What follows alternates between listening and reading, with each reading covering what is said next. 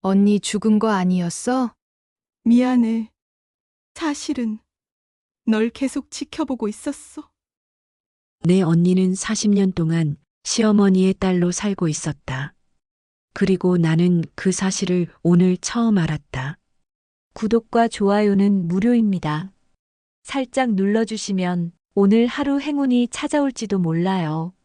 자, 그럼 오늘의 사연 속으로 함께 들어가 볼까요? 김경자는 오늘도 새벽 5시 반에 눈을 떴습니다. 알람 소리가 울리기 전이었죠. 남편을 떠나보낸 지 벌써 3년째 몸이 먼저 기억하는 시간이 되어버렸습니다. 작은 빌라 2층 방에서 혼자 일어나 창문을 열면 늘 같은 풍경이 펼쳐집니다. 골목 건너편 슈퍼마켓 간판, 아침 일찍 문을 여는 세탁소, 그리고 이른 시간부터 산책 나온 동네 어르신들이 보입니다. 또 잠이 안 와서 일찍 일어났네. 경자는 혼잣말을 하며 천천히 몸을 일으켰습니다. 관절이 뻐근하고 어깨가 결립니다. 나이가 들수록 몸 여기저기가 아프기 시작했죠. 세수를 하고 거울을 보니 흰머리가 더 많아진 것 같습니다. 언제부터인가 염색하는 것도 귀찮아졌어요. 냉장고를 열면 김치통 하나, 밑반찬 몇 개, 그리고 혼자 먹기엔 너무 큰 두부 한 모가 덩그러니 있습니다. 아침은 간단히 미숫가루 한 잔으로 때웠습니다. 남편이 살아있을 때는 매일 아침 된장찌개를 끓이고 고등어를 구워내며 정성스럽게 차린 밥상이었는데 이제는 그럴 필요가 없어졌죠. 누구를 위해 요리할 이유도 없고 혼자 먹는 밥은 대충 때워도 되니까요. 오전 9시 첫 번째 알람이 울립니다. 혈압약을 먹을 시간입니다. 경자는 물 한 컵과 함께 하얀 알약을 삼켰습니다. 이 작은 알약 하나가 경자의 하루를 지탱해 주는 것 같았어요. 약을 먹고 나면 텔레비전을 켭니다. 아침 드라마를 보면서 시간을 보내죠. 드라마 속 주인공들은 늘 바쁘고 사랑하고 미워하고 울고 웃습니다. 경자는 그런 모습을 보며 자신의 지나간 시절을 떠올리곤 합니다. 나도 저런 적이 있었는데 젊은 시절 남편과 사랑했던 기억, 아들을 낳아 기르며 바쁘던 시절, 그리고 시어머니와 갈등하며 힘들어하던 날들까지 모든 것이 이제는 추억이 되어버렸죠. 오후 2시 두 번째 알람이 울립니다. 산책 시간입니다. 경자는 낡은 운동화를 신고 집을 나섭니다. 시청 공원까지 걸어가는 길, 동네 사람들과 인사를 나누지만 깊은 대화는 없습니다. 안녕하세요. 날씨 좋네요. 정도의 인사말이 전부죠. 공원에 도착하면 벤치에 앉아 비둘기들에게 빵 부스러기를 줍니다. 비둘기들이 모여드는 모습을 보며 경자는 잠시나마 외로움을 잊을 수 있었어요. 며느리는 명절에도 연락이 없습니다. 아들이 세상을 떠난 후로는 더욱 소원해졌죠.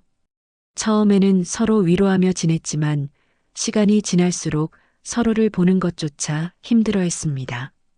아들을 잃은 슬픔을 함께 나누기보다는 서로가 그 슬픔을 떠올리게 하는 존재가 되어버린 거죠. 할머니 보고 싶어요. 가끔 손자가 전화를 걸어올 때가 있습니다. 하지만 며느리가 받아서 지금 바쁘니까 나중에라고 하며 전화를 끊어버리죠. 그 나중은 언제일까요? 손자의 목소리를 듣고 싶어도 며느리 눈치를 봐야 하는 경자의 처지가 서글퍼집니다. 동네 반상회에 나가봐도 마찬가지입니다. 할머니들은 각자 자녀 자랑, 손자 자랑에 바쁘고 경자처럼 혼자 사는 사람의 이야기에는 관심이 없어요. 우리 아들이 승진했어. 손녀가 대학에 붙었어 하는 이야기들 사이에서 경자는 그저 듣기만 할 뿐입니다. 그런 경자에게도 특별한 요일이 하나 있습니다. 바로 수요일이죠. 매주 수요일 오후 3시면 경자는 동네 문방구 앞 파란색 벤치에 앉습니다. 그 자리에서 길 건너편을 바라보며 노란색 털모자를 쓴 노인을 기다려요. 3개월 전이었습니다. 동네 슈퍼에서 장을 보고 나오는데 계산대 아줌마가 이런 말을 했어요. 경자 씨, 혹시 가족 중에 경자 씨랑 똑 닮은 분 계세요? 어제 저녁에 노란 털모자 쓴 할머니가 이 근처에서 계속 두리번거리던데 정말 경자 씨랑 똑같이 생겼더라고요. 처음에는 경자 씨인 줄 알았어요. 그 말을 듣는 순간 경자의 가슴이 쿵 하고 뛰었습니다. 손에 들고 있던 우유팩을 떨어뜨릴 뻔했죠.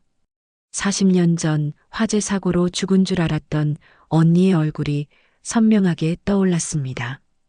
김금래. 경자보다 3살 많았던 언니는 항상 노란색을 좋아했어요. 노란 리본으로 머리를 묶고 노란 꽃무늬 원피스를 입고 겨울이면 늘 노란 털모자를 썼죠. 경자야, 노란색은 희망의 색이래. 언니가 노란 모자 쓰고 있으면 우리 집도 밝아 보이지?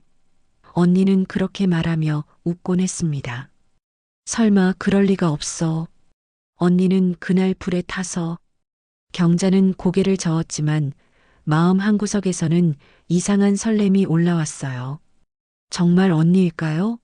40년 동안 죽은 줄 알고 살았는데 혹시 살아있는 건 아닐까요? 그날 이후로 경자는 매주 수요일마다 문방구 앞 벤치에 앉게 되었습니다. 처음에는 1시간 정도만 앉아 있다가 점점 시간이 길어져서 지금은 해가 질 때까지 기다리곤 해요. 오가는 사람들을 하나하나 살펴보면서 노란 털모자를 쓴 할머니가 나타나기를 기다립니다. 오늘도 경자는 벤치에 앉아 있습니다. 가을바람이 선선하게 불어와 옷깃을 여미게 만드네요. 길 건너편으로 사람들이 오가지만 노란 털모자를 쓴 할머니는 보이지 않습니다. 시간이 흘러 해가 기울어가도 마찬가지예요. 언니라면 나를 알아볼까? 경자는 혼잣말을 중얼거립니다. 40년이나 지났는데 나도 많이 늙었을 텐데. 거울을 볼 때마다 경자는 자신의 변한 모습에 놀라곤 합니다. 젊은 시절의 모습은 온데간데 없고 주름투성이 할머니가 되어버렸으니까요. 그래도 경자는 포기하지 않습니다. 매주 수요일이 되면 이 자리에 앉아 기다려요. 언니가 정말 살아있다면 언젠가는 이 길을 지나갈 거라고 믿으면서요. 그날 이후로 꿈에 언니가 자주 나타났거든요. 언니는 꿈속에서 늘 경자를 부르고 있었습니다. 경자야, 나 여기 있어. 나 여기 있다고. 그날도 경자는 평소와 다름없이 수요일 오후 3시에 문방구 앞 벤치에 앉아 있었습니다. 노란 털모자를 쓴 할머니를 기다리며 길 건너편을 바라보고 있었죠. 하지만 오늘은 뭔가 달랐어요. 휴대폰이 부르르 진동을 했거든요. 누가 전화를 했을까? 경자는 궁금해하며 휴대폰을 꺼냈습니다. 화면에는 카카오톡 메시지라고 표시되어 있었어요. 경자는 스마트폰 사용이 서툴렀지만 손자가 가르쳐준 덕분에 카카오톡 정도는 확인할 수 있었습니다. 메시지는 중학교 동창회 단체 채팅방에서 온 것이었어요. 경자는 거의 참석하지 않는 동창회였지만 가끔 이런 소식들이 올라오곤 했죠. 대부분 누구 자식이 결혼했다거나 손자가 태어났다는 소식들이었는데 오늘은 조금 달랐습니다. 박금래 동창부고 알림입니다. 향년 68세. 장례식장은 서울중앙병원 장례식장 사무실. 발인은 내일 오전 10시입니다. 경자는 휴대폰 화면을 다시 보았어요. 박금래라는 이름이 낯설지 않았습니다. 하지만 동창 중에 그런 이름을 가진 사람이 있었나 하고 기억을 더듬어 봤죠. 그런데 메시지 아래쪽에 사진이 첨부되어 있었습니다. 경자는 사진을 확대해서 보았어요. 그 순간 경자의 손에서 휴대폰이 떨어질 뻔했습니다. 사진 속 여성의 얼굴을 보는 순간 경자의 온몸에 전율이 흘렀거든요. 이럴 수가. 경자는 떨리는 목소리로 중얼거렸습니다. 사진 속 여성은 경자와 너무나도 닮아 있었어요. 아니, 닮은 정도가 아니라 거의 똑같았습니다. 나이든 모습이었지만 눈매며 코 모양이며 입술까지도 경자와 흡사했죠. 혹시 이 사람이 경자의 마음이 두근거리기 시작했어요. 40년 전 화재 사고로 죽었다고 알고 있던 언니의 얼굴이 떠올랐습니다. 물론 언니는 긴급내였고 사진 속 사람은 박금내였지만 성이 다른 것쯤은 결혼하면서 바뀔 수 있는 일이었죠. 경자는 벤치에서 일어나 집으로 뛰어갔습니다. 집에 도착하자마자 옷장을 뒤져 검은 옷을 꺼냈어요. 오래된 검은 원피스였지만 장례식에 가기에는 적당해 보였습니다. 경자는 서둘러 옷을 갈아입고 화장을 했어요. 평소보다 조심스럽게 립스틱도 발랐습니다. 정말 언니일까? 아니면 그냥 닮은 사람일까? 경자는 계속 혼잣말을 하며 준비를 마쳤어요. 거울을 보니 떨리는 손 때문에 립스틱이 삐뚤어져 있었습니다. 경자는 다시 발랐죠. 택시를 타고 서울중앙병원 장례식장으로 향했어요. 차 안에서도 경자의 마음은 진정되지 않았습니다. 창밖 풍경이 빠르게 지나갔지만 경자의 눈에는 아무것도 들어오지 않았어요. 오직 사진 속 그 여성의 얼굴만 계속 떠올랐습니다. 기사님, 빨리 가주세요. 경자는 조급한 마음에 기사에게 부탁했어요. 하지만 교통이 막혀서 평소보다 시간이 더 걸렸습니다. 경자는 시계를 보며 초조해했죠. 드디어 병원에 도착했습니다. 경자는 서둘러 택시비를 내고 장례식장으로 향했어요. 엘리베이터를 타고 장례식장이 있는 지하 1층으로 내려갔습니다. 복도에는 여러 장례식장의 안내판이 걸려 있었고 사무실을 찾아 걸어갔어요. 사무실 앞에 도착하니 고인 박금례라고 쓰인 현수막이 걸려 있었습니다. 경자는 심호흡을 하고 안으로 들어갔어요. 장례식장 안에는 조문객들이 여러 명 있었고 향을 피우며 절을 하고 있었습니다. 경자는 영정사진을 올려다 보았어요. 그 순간 경자의 다리에 힘이 풀렸습니다. 영정사진 속 여성은 카카오톡으로 본 사진보다 더욱 선명했어요. 그리고 경자는 확신할 수 있었습니다. 이 사람은 분명히 자신과 관련이 있는 사람이라는 것을요. 어머, 조문 오셨어요? 상복을 입은 중년 여성이 경자에게 다가왔습니다. 혹시 고인과 어떤 관계세요? 경자는 당황했어요.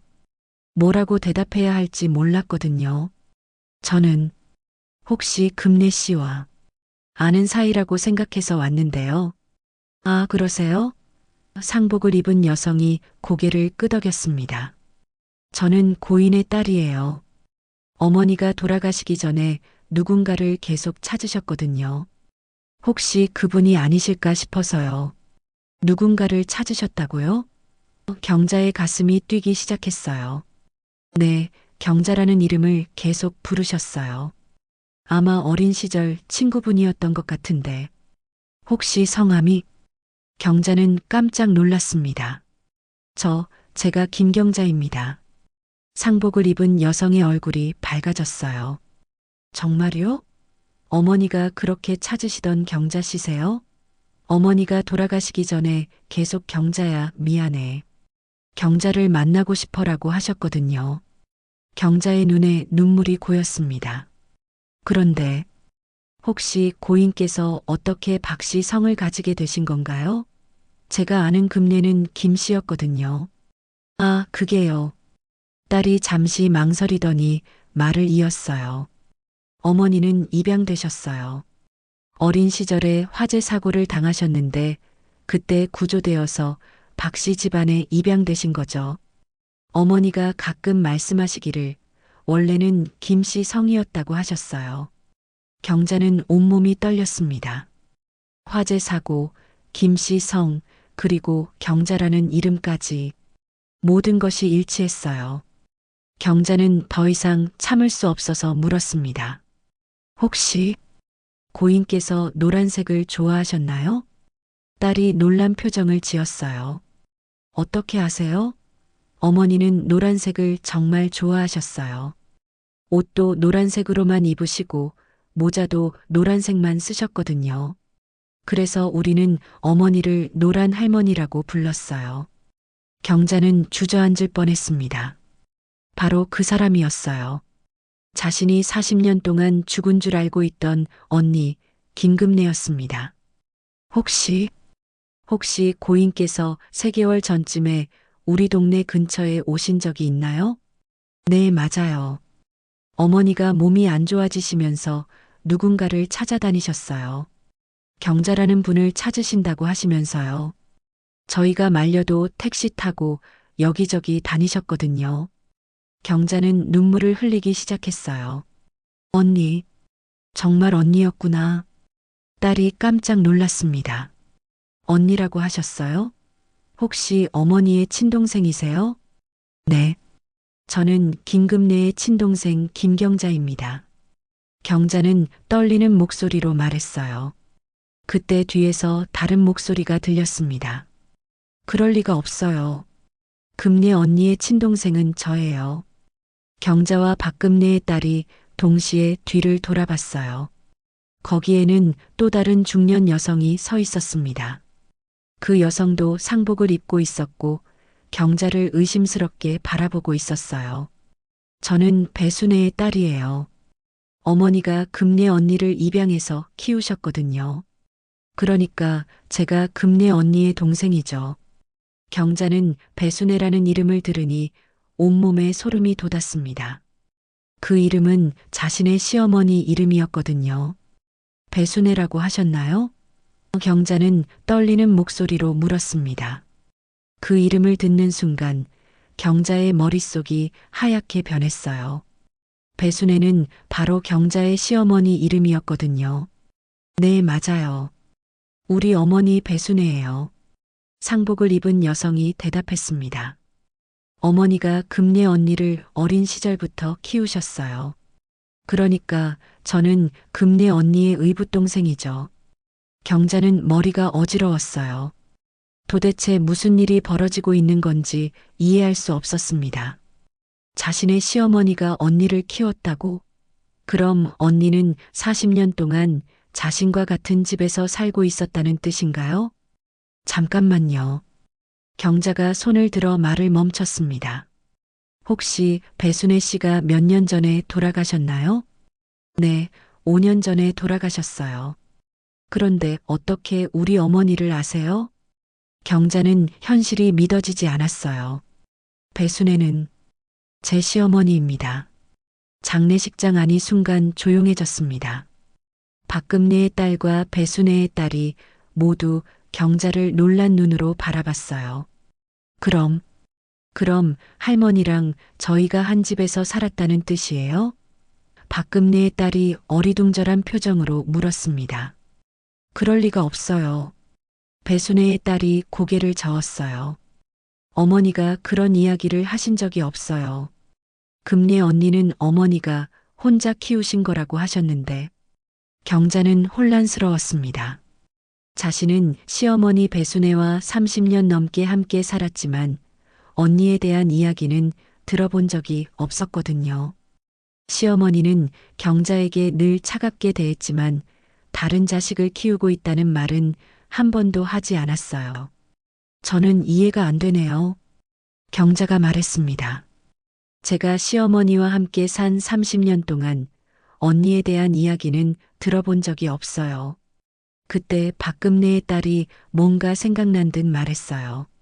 아, 맞다. 어머니 유품 중에 앨범과 서류들이 있어요. 혹시 그걸 보시면 뭔가 알 수 있을지도 몰라요. 정말요? 그걸 좀 볼 수 있을까요? 물론이죠. 잠깐만 기다리세요. 박금래의 딸은 장례식장 뒤쪽으로 가서 큰 봉투를 가지고 왔어요. 그 안에는 낡은 앨범과 여러 서류들이 들어 있었습니다. 경자는 조심스럽게 앨범을 펼쳤어요.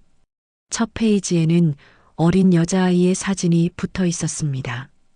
그 아이는 노란 원피스를 입고 있었고 경자가 기억하는 어린 시절 언니의 모습과 똑같았어요. 이 사진이 언니네요. 경자가 떨리는 손으로 사진을 가리켰습니다. 앨범을 넘기니 언니가 조금씩 자라는 모습들이 나왔어요. 학교 다니는 모습, 친구들과 찍은 사진, 그리고 어른이 되어 결혼하는 모습까지 모든 사진에서 언니는 행복해 보였습니다. 그런데 경자가 이상한 점을 발견했어요. 사진들을 자세히 보니 언니 옆에 있는 여자가 계속 같은 사람이었거든요. 바로 시어머니 배순애였습니다. 이 사람이 우리 어머니예요. 배순애의 딸이 사진을 보며 말했어요. 어머니가 금례 언니를 정말 예뻐하셨거든요.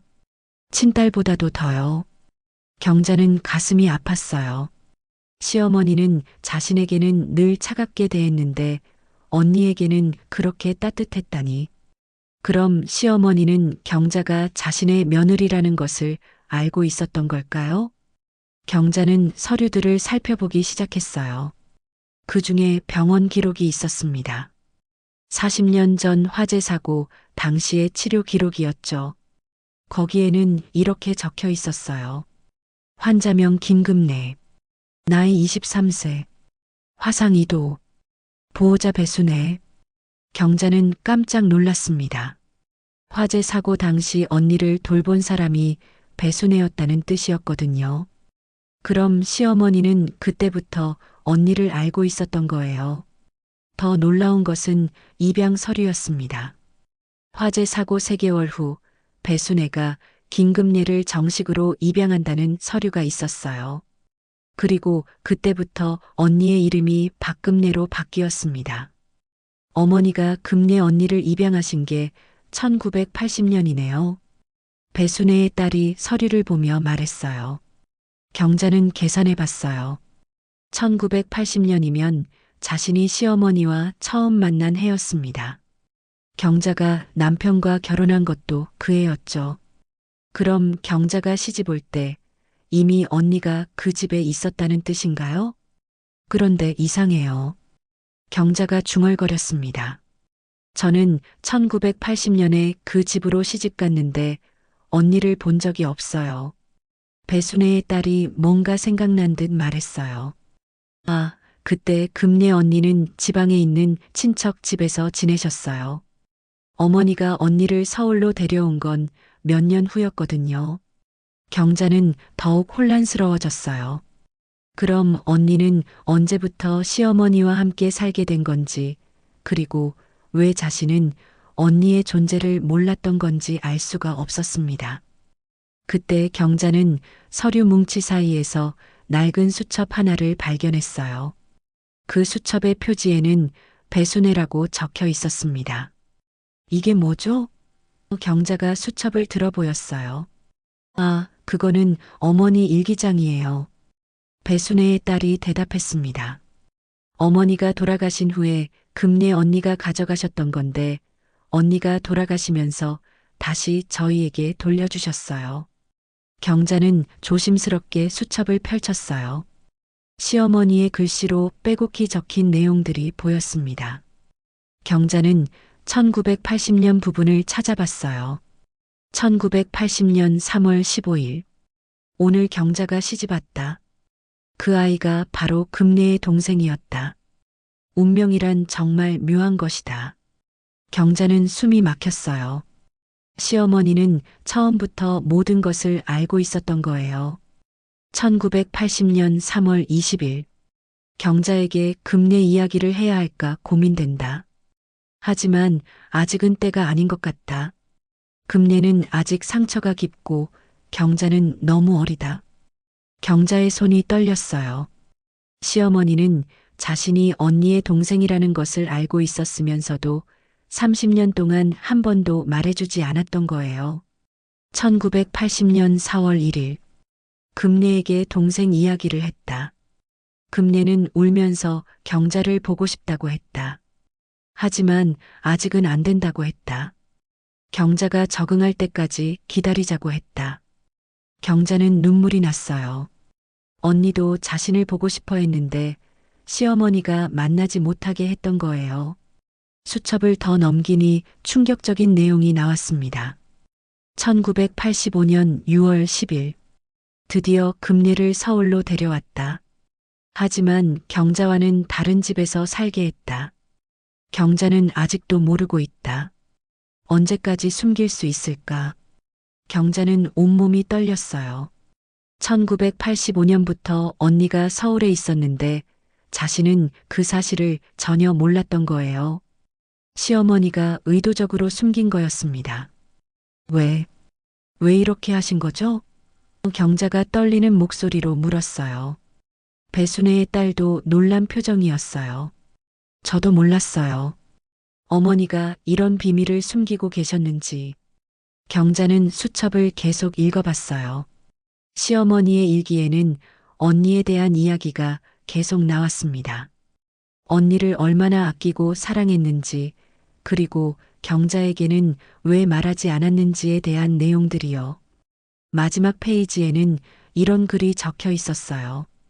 2018년 12월 31일. 내 마지막 해가 될 것 같다.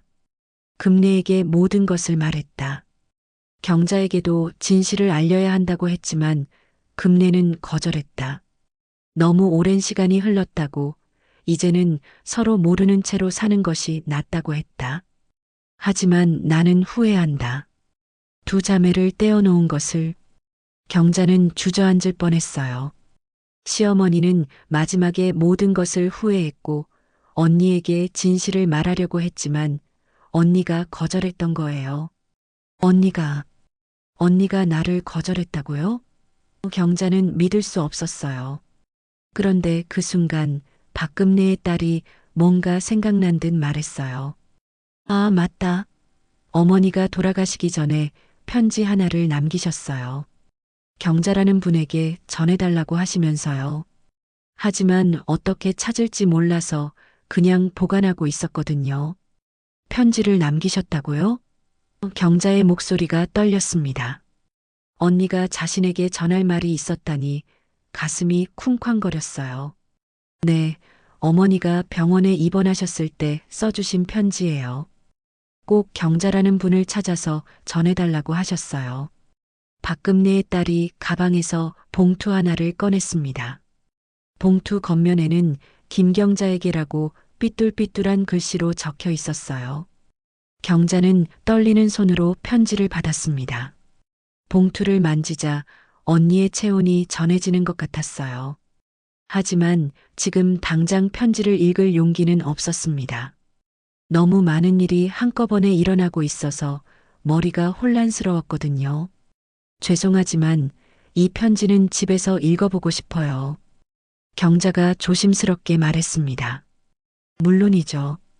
충분히 이해해요. 박금내의 딸이 따뜻하게 미소 지었어요. 경자는 편지를 가슴에 꼭 안고 장례식장을 나왔습니다. 택시를 타고 집으로 돌아가는 길, 경자의 머릿속은 복잡했어요. 40년 동안 죽은 줄 알았던 언니가 살아있었고, 그것도 자신의 시어머니와 함께 살고 있었다니. 어떻게 이런 일이 가능한 건지 도무지 이해할 수 없었습니다. 집에 도착한 경자는 방에 앉아 40년 전 그날을 떠올려 봤어요. 1980년 2월, 경자와 언니는 외가댁에서 하룻밤을 보내기로 했었습니다. 할머니가 편찮으셔서 간병을 도와드리러 갔었죠. 그날 밤 경자는 언니와 함께 작은 방에서 잤어요. 언니는 평소처럼 경자를 꼭 안고 자장가를 불러주었습니다. 우리 경자 잘 자거라. 언니가 지켜줄게. 따뜻한 언니의 품에서 경자는 깊이 잠들었죠. 그런데 새벽에 깨어보니 타는 냄새가 났어요. 경자는 눈을 떴는데 언니가 침대에 없었습니다. 언니 어디 있어? 경자가 부르는 순간 문 밖에서 큰 소리가 들렸어요. 불이야. 누군가 소리치는 게 들렸습니다. 경자는 무서워서 이불 속에 숨었어요. 연기가 방 안으로 들어오기 시작했고 경자는 숨이 막혔습니다. 그 다음 기억은 병원에서 눈을 뜬 것이었어요. 하얀 천장과 소독약 냄새, 그리고 아버지의 울먹이는 목소리가 들렸습니다. 경자야, 괜찮아? 아빠가 여기 있어. 아빠, 언니는 어디 있어? 언니도 괜찮아? 경자가 물었을 때 아버지의 얼굴이 어두워졌어요. 언니는 불에 타서 하늘나라로 갔단다. 그날부터 경자의 인생이 바뀌었어요. 언니를 잃은 죄책감과 슬픔으로 힘든 시간을 보냈죠. 왜 자신만 살아남았을까? 언니 대신 자신이 죽었으면 좋았을 텐데 하는 생각을 수없이 했습니다. 하지만 지금 생각해보니 이상한 점들이 있었어요. 언니가 침대에 없었던 것, 그리고 경자만 구조된 것. 만약 언니가 정말 불에 타 죽었다면 시체라도 있어야 하는데 그런 이야기는 들어본 적이 없었거든요. 혹시 그때 언니가 먼저 피했던 건 아닐까? 경자는 혼잣말을 했어요. 그럼 언니는 어떻게 시어머니를 만났을까? 경자는 더 깊이 생각해 봤습니다. 시어머니 배순애의 일기장에서 본 내용들을 떠올려 봤어요.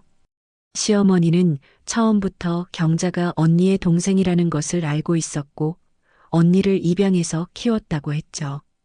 그럼 시어머니가 그날 언니를 구해준 건 우연이 아니었을까? 경자의 마음이 복잡해졌어요. 경자는 결혼 첫날 밤을 떠올려 봤습니다. 시어머니 방을 지나가다가 문이 조금 열려 있어서 안을 슬쩍 봤던 기억이 있었어요. 그때 시어머니는 어떤 사진을 보고 있었습니다. 어린 여자아이가 노란 옷을 입고 있는 사진이었죠. 그때는 그냥 시어머니의 어린 시절 사진이려니 했는데 지금 생각해보니 그 아이는 언니였을 거예요.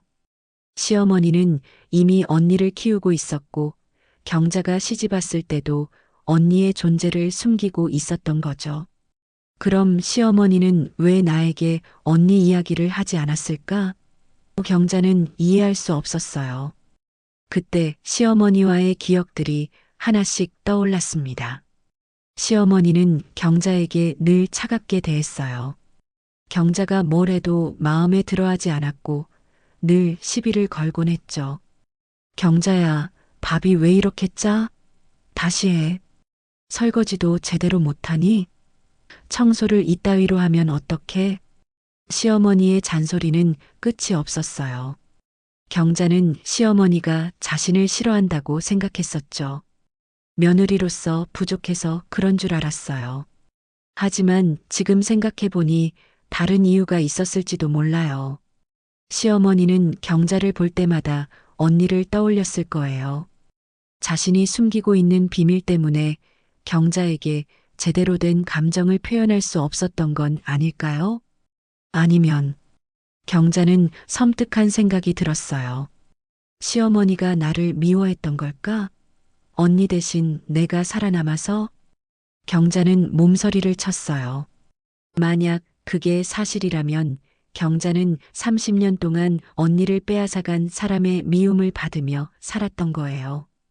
그런데 또 다른 의문이 들었습니다. 언니는 왜 경자를 찾지 않았을까요? 시어머니의 일기장에서 보니 언니도 경자를 보고 싶어 했다고 했는데 왜 40년 동안 만나지 않았던 걸까요? 혹시 언니도 나를 원망했던 걸까? 경자의 가슴이 아팠어요. 자신만 다치고 나는 멀쩡하게 살아남아서? 경자는 남편과의 결혼 생활을 떠올려 봤어요. 남편은 좋은 사람이었지만 어머니 말을 잘 듣는 아들이었어요. 시어머니가 경자를 대하는 태도를 보면서도 어머니 편을 들곤 했죠. 경자야, 어머니 성격이 원래 그래. 이해해줘. 남편은 늘 그렇게 말했어요. 하지만 경자는 외로웠어요. 시어머니는 차갑고 남편은 자신의 편이 되어주지 않았으니까요. 그런 상황에서 만약 언니가 있었다면 얼마나 좋았을까 하는 생각을 자주 했었죠. 아이러니하게도 언니는 정말로 가까운 곳에 있었던 거예요. 하지만 경자는 그 사실을 전혀 몰랐던 거죠. 경자는 또 다른 기억을 떠올렸어요. 아들을 낳았을 때 시어머니의 반응이 이상했던 것 같아요. 보통 첫 손자를 낳으면 기뻐해야 하는데 시어머니는 복잡한 표정을 지었었거든요. 혹시 그때 시어머니가 언니를 생각했던 걸까? 경자는 추측해 봤어요. 언니에게도 손자를 안겨주고 싶었던 건 아닐까? 시어머니의 일기장에서 봤듯이 시어머니는 언니를 친딸처럼 아꼈어요. 그럼 경자의 아들도 언니의 조카라고 생각했을 거예요. 하지만 비밀을 지켜야 했기 때문에 언니에게 소개할 수 없었던 거죠. 경자는 점점 더 화가 났어요. 시어머니 혼자 모든 것을 결정하고 경자와 언니의 만남을 막았던 거예요. 두 자매의 40년을 빼앗아간 거죠. 시어머니는 도대체 무슨 생각이었던 거야? 경자는 억울함에 눈물이 났어요. 그런데 한편으로는 언니에 대한 그리움도 컸어요. 40년 동안 죽은 줄 알았는데 살아 있었다니 그것만으로도 기적 같은 일이었거든요. 비록 이제는 영원히 만날 수 없게 되었지만 언니가 살아 있었다는 사실이 경자에게는 위로가 되었어요. 경자는 가슴에 품고 있던 편지를 꺼냈습니다. 언니가 마지막으로 남긴 말이 궁금했어요. 40년 만에 듣는 언니의 목소리는 어떨까요? 경자는 편지 봉투를 조심스럽게 뜯었습니다. 안에는 편지지 2장이 들어 있었어요. 언니의 글씨로 빼곡히 적혀 있었습니다. 경자는 편지를 읽기 시작했어요. 40년 동안 기다려온 언니의 마지막 인사말을 들을 준비가 되었습니다. 경자는 떨리는 손으로 편지를 펼쳤습니다. 언니의 삐뚤삐뚤한 글씨가 눈에 들어왔어요. 병원에서 아픈 몸으로 써서 그런지 글씨체가 평소보다 흔들렸지만 그래도 분명히 언니의 글씨였습니다. 경자야, 내 사랑하는 동생아. 내가 이 편지를 읽고 있다면 나는 이미 세상을 떠났을 거야. 40년 동안 너에게 하지 못했던 말들을 이제야 쓰게 되었구나. 미안해, 정말 미안해. 그날 밤 화재가 났을 때를 기억하니? 나는 너보다 먼저 깼어. 연기 냄새 때문에 말이야. 너를 깨우려고 했는데 너는 너무 깊이 잠들어 있었고 연기가 점점 짙어지고 있었어. 나는 급하게 뛰어나가서 어른들을 부르려고 했어. 경자는 편지를 읽으며 그날 밤을 떠올렸어요. 언니가 침대에 없었던 이유가 이거였구나. 언니는 자신을 구하려고 뛰어나간 거였어요. 밖으로 나가려는데 현관 근처에서 쓰러졌어. 연기를 너무 많이 마셨거든. 그때 어떤 아주머니가 나를 구해줬어. 그 사람이 바로 엄마였어. 배순의 엄마 말이야. 엄마는 나를 병원으로 데려가서 치료해 주셨어. 그런데 너는 이미 다른 병원으로 옮겨진 후였고 우리 아버지는 내가 죽었다고 생각하고 있었어. 엄마가 말씀하시기를 혼란스러운 상황에서 내 신원이 확실하지 않다고 하셨어. 경자는 가슴이 먹먹해졌어요. 그럼 언니는 그때부터 죽은 사람이 되어버린 거였구나. 엄마는 나에게 선택권을 주셨어.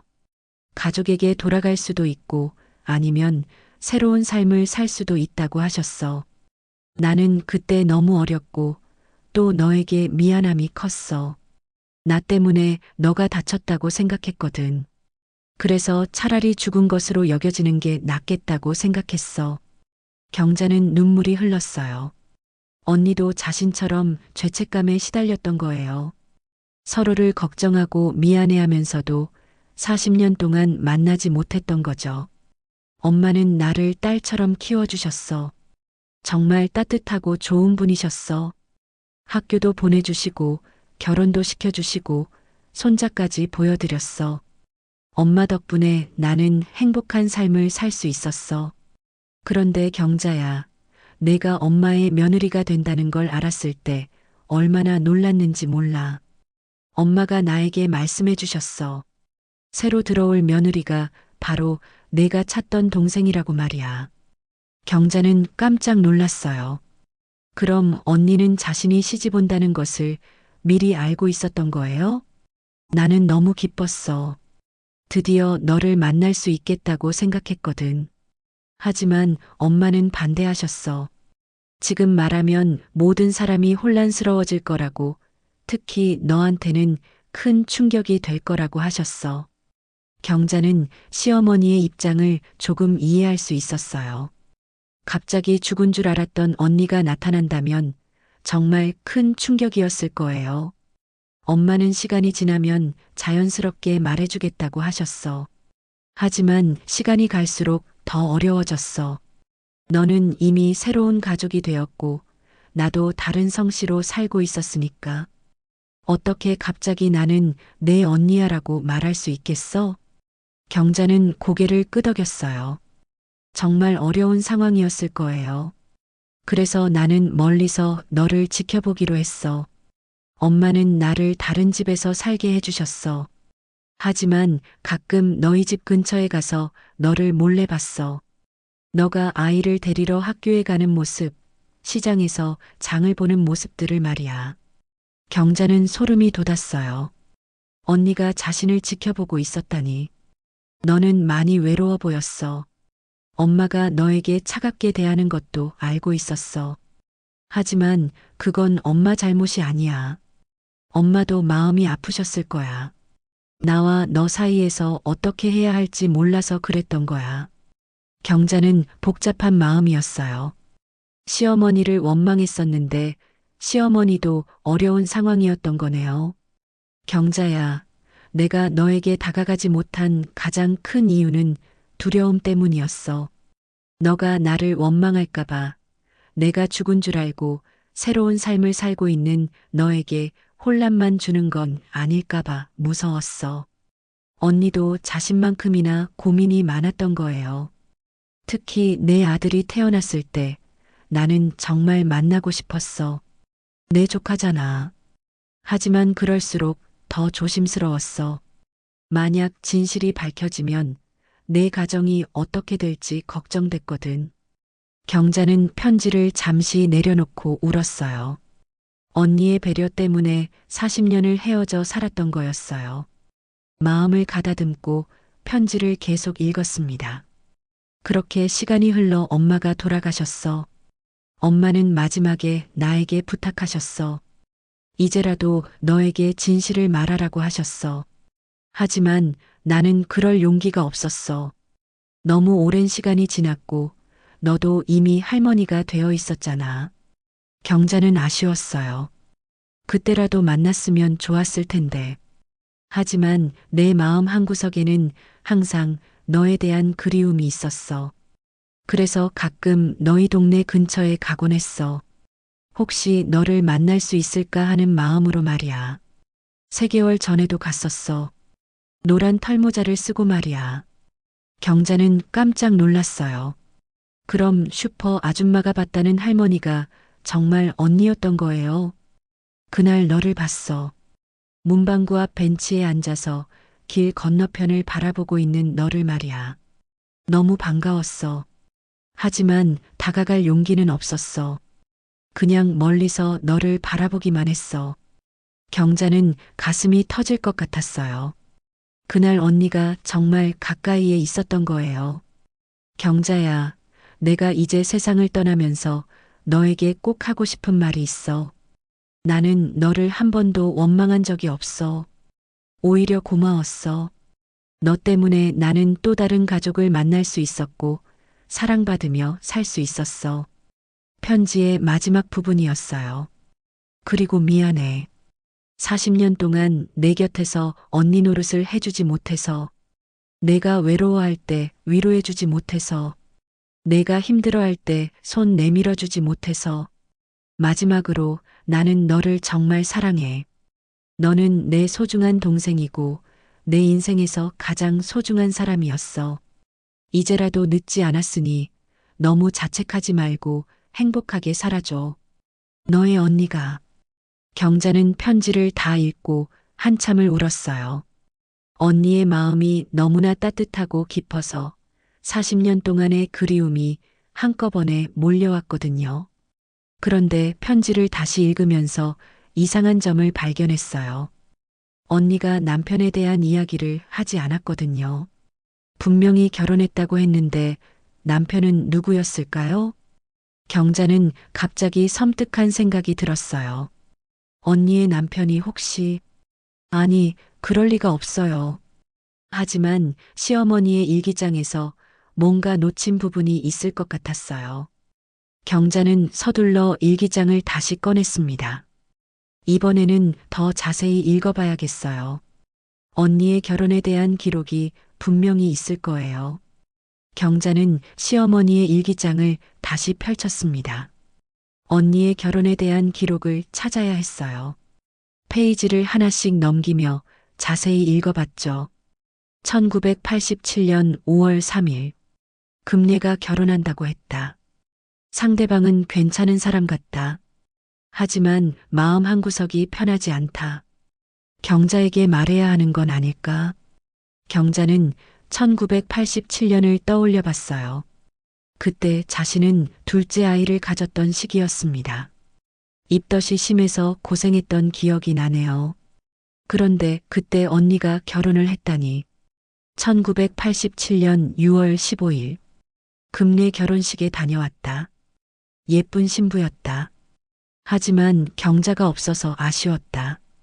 금례도 계속 뭔가 아쉬워하는 표정이었다. 경자의 가슴이 아팠어요. 언니의 결혼식에 참석하지 못했던 거예요. 동생이라면 당연히 가장 기뻐해줘야 할 날인데. 더 넘겨보니 충격적인 내용이 나왔습니다.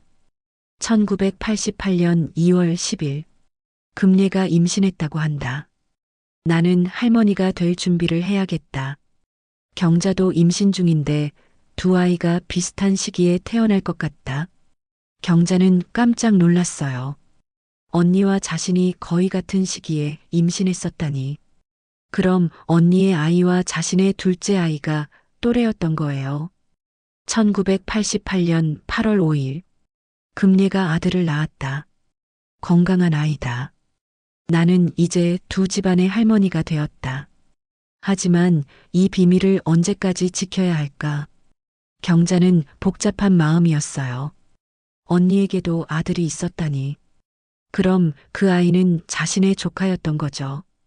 일기장을 계속 읽어보니 언니의 가족 이야기가 더 나왔어요. 1995년 3월 20일. 금례 남편이 사업에 실패했다고 한다. 많이 힘들어한다. 내가 도와주고 싶지만 너무 많이 도와주면 경자에게 의심받을까봐 조심스럽다. 1998년 7월 12일. 금례 아들이 중학생이 되었다. 똑똑한 아이다. 경자 아들과 비슷한 나이인데 두 아이가 만나면 어떨까 하는 생각이 든다. 경자는 눈물이 났어요. 시어머니도 이런 고민을 하고 계셨던 거예요. 두 자매의 아이들이 사촌인데 서로 존재도 모르고 살아가는 것을 안타까워 하셨던 거죠. 그런데 2000년대 들어서면서 언니에 대한 기록이 점점 줄어들었어요. 그리고 2003년에 충격적인 내용이 나왔습니다. 2003년 11월 28일. 금례 남편이 세상을 떠났다. 교통사고였다. 금례가 많이 힘들어한다. 혼자서 아들을 키워야 하는 상황이 되었다. 내가 더 도와주고 싶지만 한계가 있다. 경자는 가슴이 먹먹해졌어요. 언니가 혼자서 아들을 키워야 했던 거예요. 그때 자신이라도 곁에 있어줬으면 좋았을 텐데. 2004년 1월 15일. 금례가 이사한다고 한다. 추억이 많은 집에서 계속 살기 어렵다고 했다. 나는 서운하지만 이해한다. 하지만 더 멀어지는 것 같아 마음이 아프다. 시어머니도 언니와 멀어지는 것을 아쉬워하셨던 거네요. 경자는 일기장의 마지막 부분을 읽어봤어요. 시어머니의 마지막 몇 년간의 기록이었습니다. 2017년 5월 10일. 오랜만에 금례를 만났다. 많이 늙었다. 나도 마찬가지지만 금내 아들은 이제 어른이 되어 결혼까지 했다고 한다. 나는 증조할머니가 된 셈이다. 2018년 3월 3일. 내 건강이 좋지 않다. 의사는 많이 남지 않았다고 했다. 이제 정말 금내와 경자에게 진실을 말해야 할 때가 온 것 같다. 경자는 시어머니의 마지막 고민을 알 수 있었어요. 2018년 8월 15일. 금내에게 모든 것을 털어놓았다. 경자에게도 이제 말해야 한다고 했다. 하지만 금내는 반대했다. 너무 오랜 시간이 흘렀고 이제 와서 혼란만 줄 수 있다고 했다. 2018년 10월 30일. 금내의 마음을 이해하지만 후회스럽다. 두 자매를 40년 가까이 떼어놓은 것이 내 잘못인데 마지막에도 제대로 해결하지 못하는 것 같다. 2018년 12월 31일. 내 마지막 해가 될 것 같다. 금내에게 유언을 남겼다. 언젠가는 경자에게 진실을 말하라고. 그리고 내가 두 자매를 사랑했다는 것도 전해달라고. 경자는 시어머니의 마지막 유언을 읽으며 울었어요. 시어머니도 마지막에는 모든 것을 후회하셨던 거예요. 그런데 일기장 마지막 페이지에 다른 필체로 쓰인 글이 있었어요. 언니의 글씨였습니다. 어머니, 이제 모든 것을 이해했어요.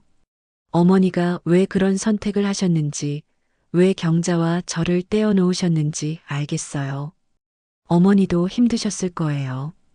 원망하지 않아요. 오히려 고마워요. 저를 딸처럼 키워주셔서. 이제 저도 경자에게 편지를 남길게요. 모든 진실을 담아서. 마이너스 금내 올림. 경자는 언니가 시어머니의 일기장에 남긴 마지막 인사를 보며 눈물을 흘렸어요. 언니도 시어머니를 이해하고 용서했던 거네요. 그런데 갑자기 전화벨이 울렸어요. 경자는 눈물을 닦고 전화를 받았습니다. 할머니, 저예요. 민수예요. 며느리의 아들, 경자의 손자였어요. 민수야? 어쩐 일이야? 할머니, 엄마가 할머니에게 전화드리라고 했어요. 내일 할머니 댁으로 가도 될까요? 엄마랑 같이요. 경자는 깜짝 놀랐어요. 며느리가 찾아온다고? 평소 같지 않은 일이었거든요. 무슨 일인데? 잘 모르겠어요. 근데 엄마가 할머니에게 드릴 말씀이 있다고 하시더라고요. 그리고 할머니가 어제 어디 다녀오셨다면서 그것 때문에 궁금한 게 있다고 하시더라고요. 경자는 가슴이 두근거렸어요. 혹시 며느리가 뭔가 알고 있는 건 아닐까요? 그래, 내일 오너라. 할머니가 맛있는 것도 해놓을게. 전화를 끊고 경자는 생각에 잠겼어요. 며느리가 갑자기 찾아온다니 무슨 일이 있는 걸까요? 혹시 장례식장에서 있었던 일과 관련이 있는 건 아닐까요? 경자는 언니의 편지를 다시 읽어봤어요. 언니는 마지막에 이런 말을 했었죠. 이제라도 늦지 않았으니 너무 자책하지 말고 행복하게 살아줘. 언니 말이 맞아. 이제라도 늦지 않았어. 경자는 혼잣말을 했어요. 내일 며느리가 오면 모든 걸 다 말해야겠어. 언니 이야기도 시어머니의 비밀도 모두. 경자는 처음으로 후련한 마음이 들었어요. 40년 동안 숨겨져 있던 진실을 이제 가족들에게 말할 때가 온 것 같았습니다. 밤이 깊어갔지만 경자는 잠들 수 없었어요. 내일 며느리와 손자에게 무엇을 어떻게 말해야 할지 계속 생각했습니다. 하지만 한 가지는 확실했어요. 더 이상 혼자 이 비밀을 간직하고 살 수는 없다는 것이었습니다. 다음 날 오후 경자는 며느리와 손자를 기다리며 집안을 정리했습니다. 평소보다 더 정성스럽게 청소를 하고 손자가 좋아하는 잡채와 닭강정도 준비했어요. 하지만 마음은 전혀 편하지 않았습니다. 정말 다 말해도 될까? 경자는 계속 망설였어요. 40년 동안 숨겨진 진실을 갑자기 말한다면 며느리와 손자가 어떤 반응을 보일지 예상할 수 없었거든요. 오후 3시 초인종이 울렸습니다. 경자는 심호흡을 하고 문을 열었어요. 어머니, 안녕하세요. 며느리가 인사했습니다. 평소보다 표정이 진지해 보였어요. 할머니, 손자 민수가 경자를 안았습니다. 할머니, 보고 싶었어요. 경자는 손자를 꼭 안으며 마음을 다잡았어요. 이 아이에게도 진실을 말해야겠다고 생각했습니다. 거실에 앉아 차를 마시며 며느리가 먼저 말을 꺼냈어요. 어머니, 어제 어디 다녀오셨다면서요? 경자는 잠시 망설이다가 대답했습니다. 장례식에 다녀왔어. 누구 장례식이요? 박금내라는 분이야. 중학교 동창이었어. 며느리가 고개를 끄덕였어요. 그런데 어머니, 제가 궁금한 게 있어서 왔어요. 뭐가 궁금한데? 며느리는 가방에서 낡은 상자를 꺼냈어요. 어머니, 이거 보신 적 있으세요? 경자는 그 상자를 보자마자 깜짝 놀랐습니다. 그것은 시어머니가 생전에 방 깊숙이 숨겨두었던 상자였거든요.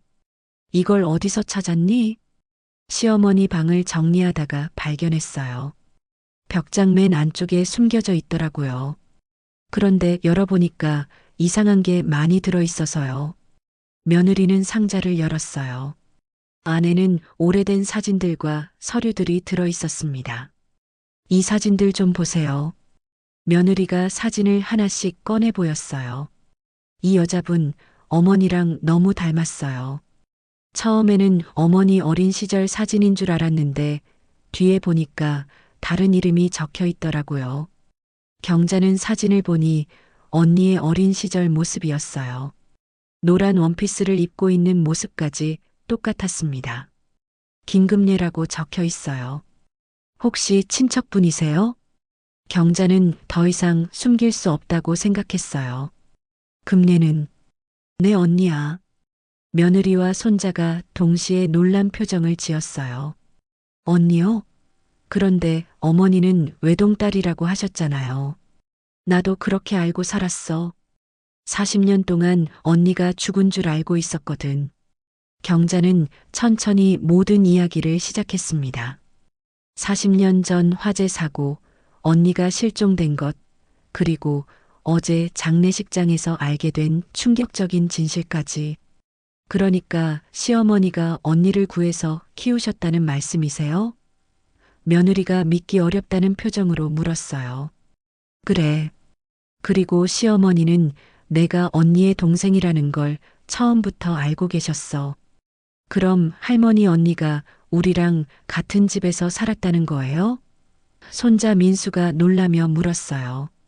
아니야. 언니는 다른 곳에서 살았어. 하지만 시어머니는 언니를 친딸처럼 아끼셨지. 경자는 시어머니의 일기장을 꺼내 보여주었어요. 며느리가 일기장을 읽어보더니 깜짝 놀랐습니다. 이런 일이 있었다니. 정말 믿기 어려워요. 나도 어제까지는 몰랐어. 그런데 며느리야, 너는 어떻게 이 상자를 찾게 된 거니? 며느리가 잠시 망설이더니 말했어요. 사실은 어머니, 제가 며칠 전에 이상한 전화를 받았거든요. 무슨 전화? 어떤 할머니가 전화를 주셨어요. 목소리가 어머니랑 너무 비슷해서 처음에는 어머니인 줄 알았어요. 그런데 자기소개를 하시는데 박금례라고 하시더라고요. 경자는 깜짝 놀랐어요. 언니가 너에게 전화를? 네. 그런데 전화 내용이 이상했어요. 갑자기 미안하다고 경자에게 잘해달라고 하시더라고요. 그리고 경자가 외롭게 살고 있다고 가족들이 더 관심을 가져달라고 하시면서요. 경자는 눈물이 났어요. 언니가 마지막까지 자신을 걱정했던 거네요. 처음에는 누군지 몰라서 이상하다고 생각했어요. 그런데 어머니 이름을 정확히 아시고 저희 집 상황도 너무 잘 아시더라고요. 그래서 혹시 어머니의 친구분인가 해서 시어머니 방을 뒤져봤는데 이 상자를 발견한 거예요. 경자는 며느리의 손을 잡았어요. 그럼 너도 언니를 만났을 수도 있었겠구나. 그런 것 같아요. 근데 제가 바빠서 자세히 이야기를 못 들었어요. 지금 생각하니까 너무 후회돼요. 손자 민수가 갑자기 말했어요. 할머니, 그럼 그 할머니가 진짜 할머니 언니였던 거예요? 그래, 민수야. 할머니에게 언니가 있었어. 너에게는 큰할머니가 되는 거지. 민수가 신기하다는 표정을 지었어요. 와, 우리 가족이 더 많았던 거네요. 근데 왜 할머니는 몰랐어요? 경자는 아이에게 설명하기 어려운 상황이었지만 최대한 쉽게 말해줬어요. 할머니와 언니가 어렸을 때 불이 나서 헤어지게 됐어. 그 후로 언니가 죽은 줄 알고 살았는데 사실은 살아 있었던 거야. 그럼 왜 만나지 않았어요? 어른들의 복잡한 사정이 있었어. 하지만 언니는 할머니를 많이 사랑했어. 경자는 언니의 편지를 꺼내 보여주었어요. 며느리가 편지를 읽어보더니 눈물을 흘렸습니다. 어머니, 정말 힘드셨겠어요. 40년 동안 이런 걸 혼자 모르고 계셨다니. 나도 언니가 나를 찾고 있었다는 걸 알았으면 좋았을 텐데. 민수가 갑자기 물었어요. 할머니, 그럼 큰할머니한테 가족이 또 있어요? 경자는 깜짝 놀랐어요. 언니의 아들 이야기를 깜빡들였거든요. 아, 맞다. 언니에게도 아들이 있어. 너와 비슷한 나이의 사촌 형이 있는 거야. 며느리가 놀랐어요. 정말요? 그럼 우리가 모르는 친척이 더 있다는 말씀이세요? 그런 셈이지. 언니 아들도 지금은 결혼해서 아이가 있을 거야.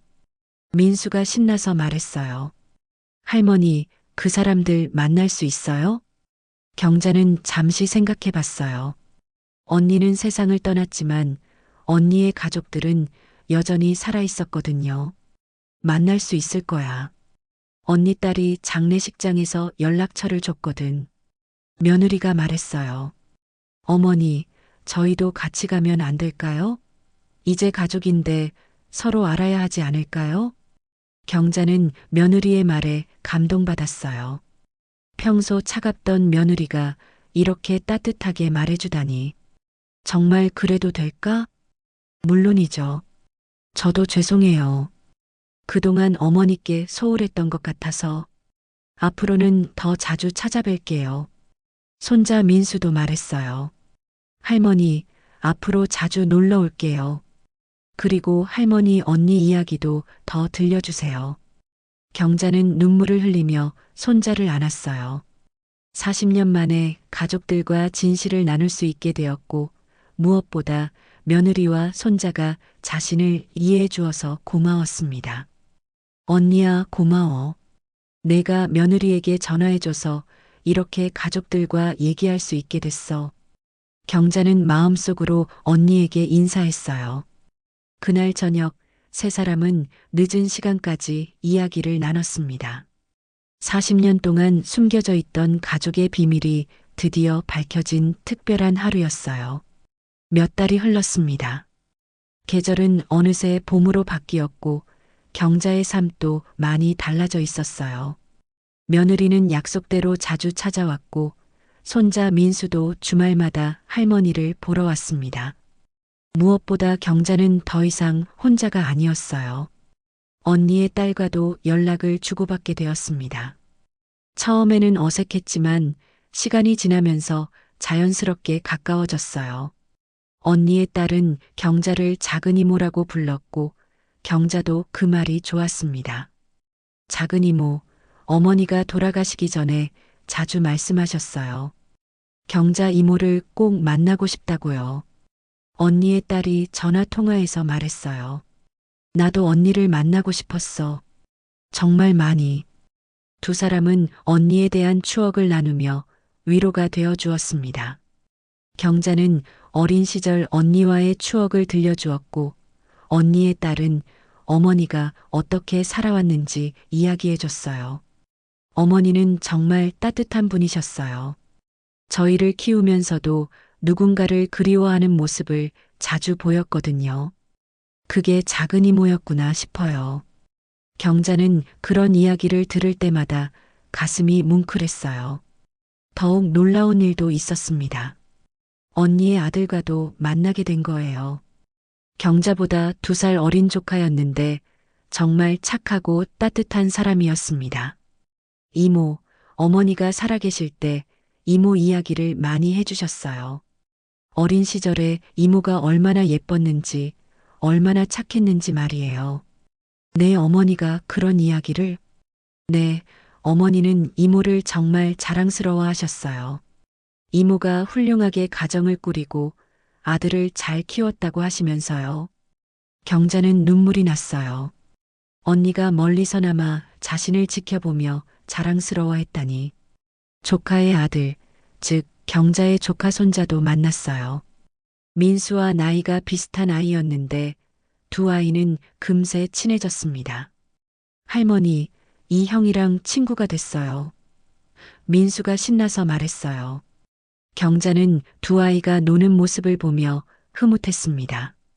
40년 만에 헤어진 가족들이 다시 모이는 모습이었거든요. 가장 의미 있는 일은 언니의 무덤을 찾아간 것이었어요. 며느리와 손자, 그리고 언니의 가족들과 함께 성묘를 갔습니다. 무덤 앞에 서니 경자는 할 말이 너무 많았어요. 언니 나야. 경자야. 이제야 찾아왔어. 미안해. 정말 미안해. 경자는 무덤 앞에서 한참을 울었어요. 40년 동안 쌓인 그리움과 미안함이 한꺼번에 쏟아져 나왔습니다. 언니, 이제 알았어. 언니가 얼마나 나를 사랑했는지, 얼마나 보고 싶어 했는지. 나도 언니를 정말 사랑해. 태어나서 지금까지, 그리고 앞으로도 계속. 경자는 언니의 무덤에 노란 꽃을 놓았어요. 언니가 좋아했던 노란색 꽃이었습니다. 언니, 우리 가족들이 모두 왔어. 내 며느리와 손자, 그리고 언니 가족들도. 이제 우리는 다시 하나가 되었어. 그날 이후 경자는 마음의 평화를 찾았어요. 40년 동안 품고 있던 죄책감과 외로움이 사라졌습니다. 그리고 오늘 경자는 다시 그 문방구 앞 파란색 벤치에 앉아 있습니다. 하지만 이번에는 노란 털모자를 쓴 할머니를 기다리는 게 아니에요. 손자 민수와 약속이 있거든요. 할머니. 멀리서 민수가 뛰어오는 소리가 들렸어요. 옆에는 며느리도 함께 있었습니다. 할머니, 오늘 날씨 정말 좋죠? 민수가 경자 옆에 앉으며 말했어요. 그러게. 봄이 오니까 마음도 따뜻해지는구나. 며느리가 경자에게 따뜻한 차를 건넸어요. 어머니, 몸은 괜찮으세요? 응, 요즘 많이 좋아졌어. 너희들 덕분에.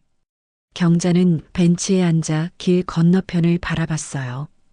예전에는 언니를 찾는 절망적인 마음으로 바라봤는데 이제는 평온한 마음으로 바라볼 수 있었습니다.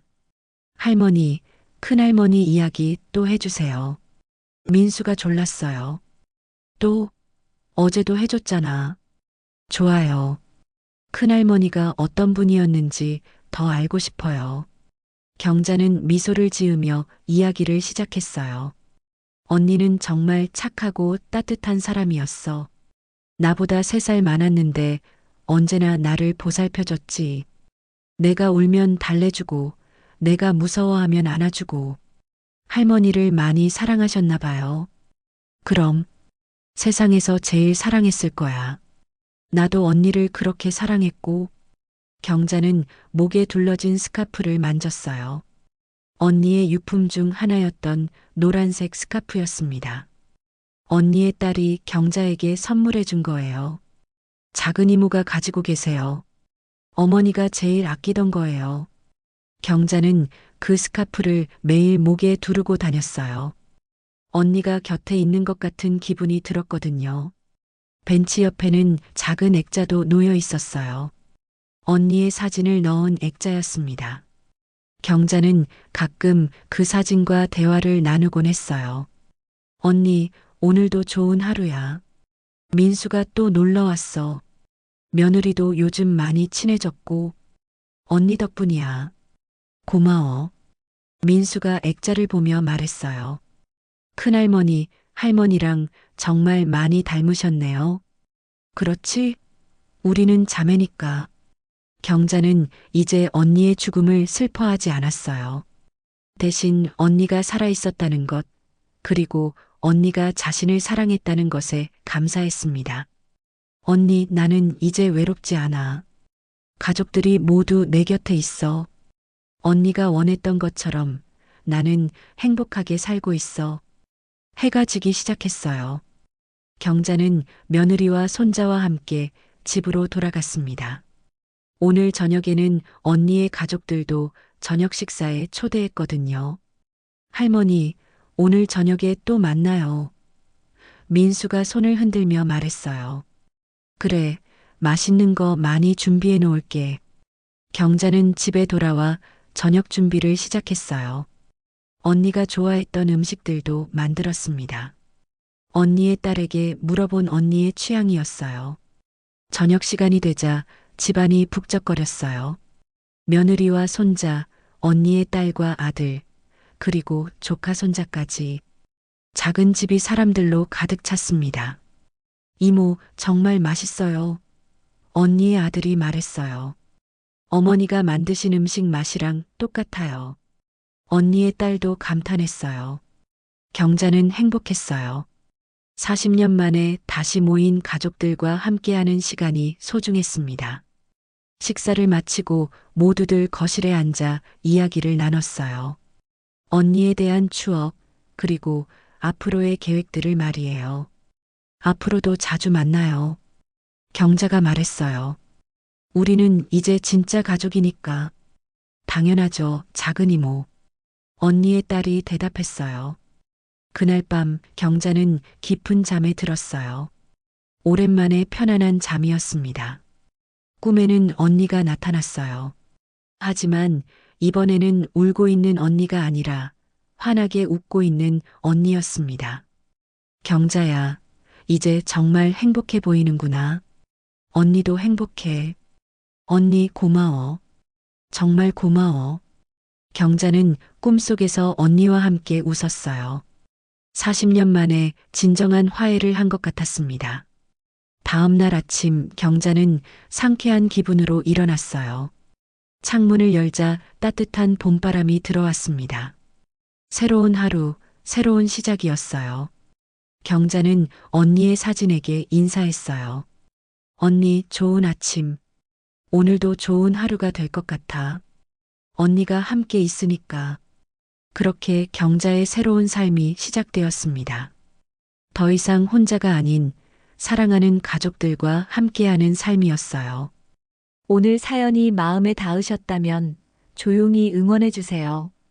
구독과 좋아요는 무료지만 저에게는 큰 힘이 됩니다. 건강과 복 그리고 좋은 소식이 늘 함께 하시길 진심으로 바랍니다.